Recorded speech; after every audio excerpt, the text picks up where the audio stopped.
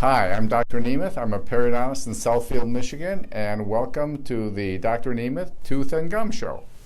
So today I want to talk about some foods that are good for your gums and good for your teeth.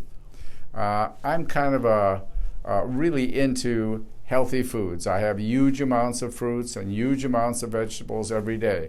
I'm actually 142 years old, but I don't look more than 93, and that's because of my diet. At any rate, let's talk about foods that have high vitamin C, because vitamin C is very important for maintaining the tissue in your body and including your gum tissue. It helps build collagen and keep the tissue healthy. So we have here, a little bit of a dangerous weapon here, but we have here a red bell pepper, which is very high in vitamin C.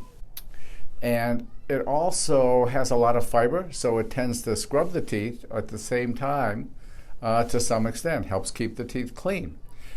Other foods that are very high and very healthy for you that are high in vitamin C are blueberries, cauliflower, oranges, and many other fruits and vegetables, but these are some of the major ones that are really valuable and really healthy for you. Also, very high in antioxidants, which are very important for your general health.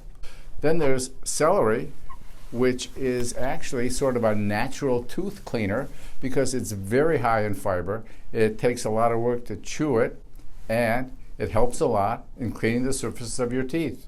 Celery is very low in calories. In fact, it's supposed to be calorie negative because it takes more calories to chew it than the calories that you get out of eating it. Whether it's true or not, I don't know. But hey,